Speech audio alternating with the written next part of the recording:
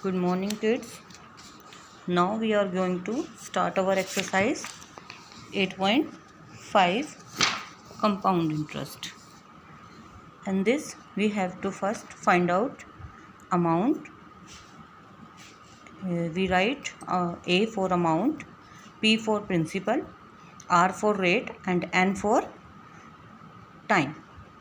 Here the formula for find out the amount is A is equal to P into 1 plus R upon 100 की power N. Now we calculate CI A minus P.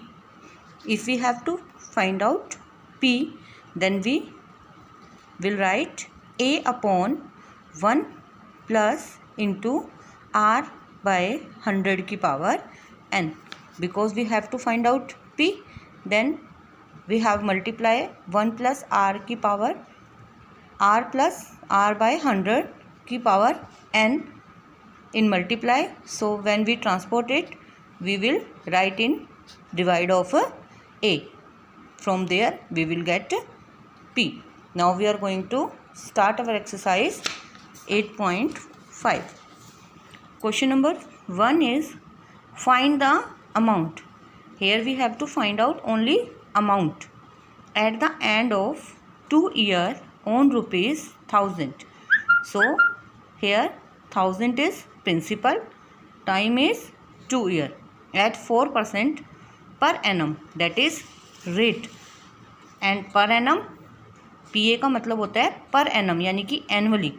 We have to find out here compound annually यानी कि compound interest निकालना है, compound amount निकालना है. If we have to find out SI यानी कि simple interest, then we will find out it by PRT by 100. And amount when we have to find out as compound, then we will find out is by the formula of A is equal to P into 1 plus R by में 100 की power N. In first question, now we have principal 100. हमने सबसे पहले formula लिखा क्योंकि हमें amount निकालना है. सबसे पहले तो A is equal to P into 1 plus R by 100 की पावर N. अब हम क्या लिखेंगे? A is equal to P क्या है?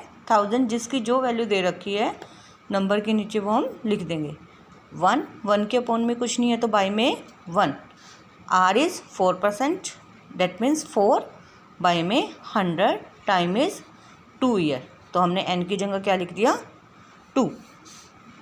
4 1 जा 4, 4 2 जा 8, 4 5 जा 20.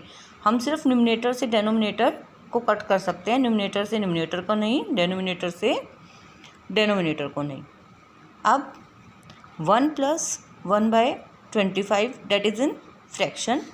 Then we will solve it by taking LCM. Here is 1 and here is 25. Then the LCM is 25. 25 1 जा 25 plus 1 26. जब आपको पता ही है, आपने एक्सपोनेंट वाले क्वेश्चंस किए हैं, अगर किसी की पावर 2 होती है तो वो कितने टाइम लिखा जाता है? 2 टाइम. अगर मल्टीप्लाई में 2 है तो 2 से मल्टीप्लाई करते हैं. अगर पावर में है तो आप इसको 2 टाइम लिखोगे. 1000 मल्टीप्लाई 26 बाई 25 मल्टीप्लाई 26 बाई 25. इसको कर दिया हमने, सॉल्व कर दिया.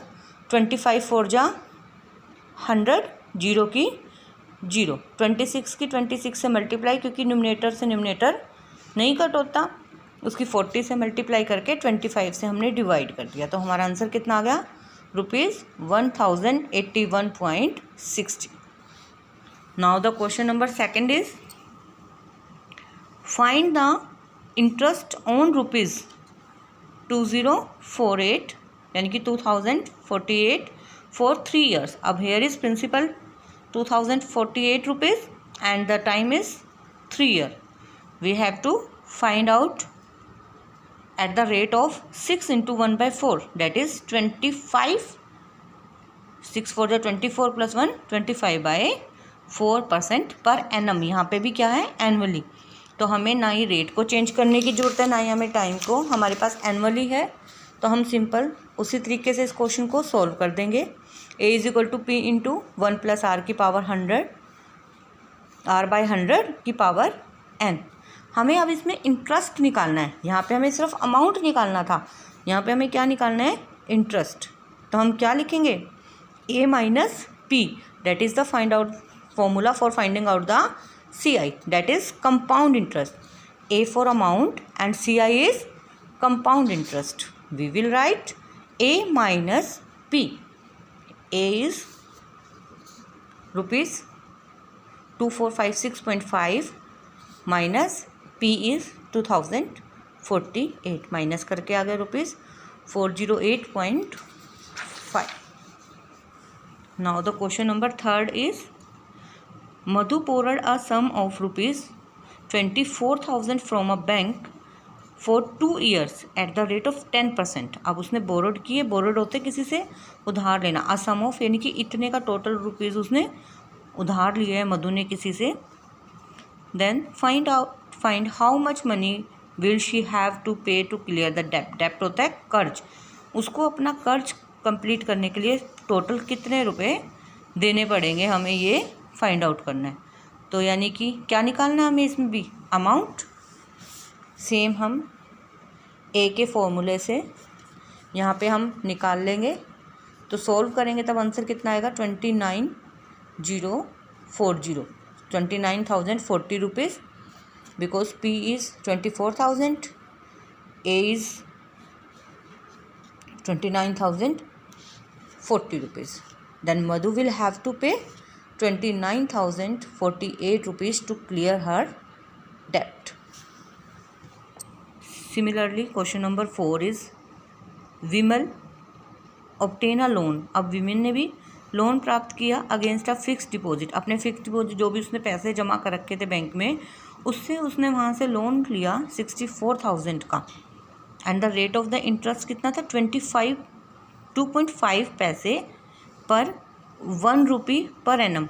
अब यहाँ पे 1 रुपीज़ है, अब हमें रुपीज़ में ही कन्वर्ट करना होता है, तो पैसे को रुपीज़ में कन्वर्ट करने के लिए मैंने क्या किया, इसको 100 से डिवाइड कर दिया।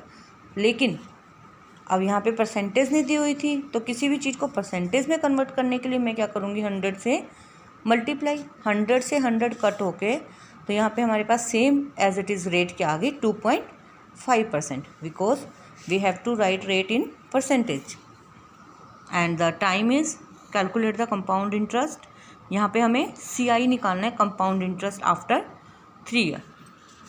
सेम हम A के फॉर्मूले से यहाँ पे उसका सबसे पहले क्या निकालेंगे, अमाउंट, ठीक है। उसके बाद CI A माइनस P, तो Vimal have to pay rupees 4,921 rupees as a CI।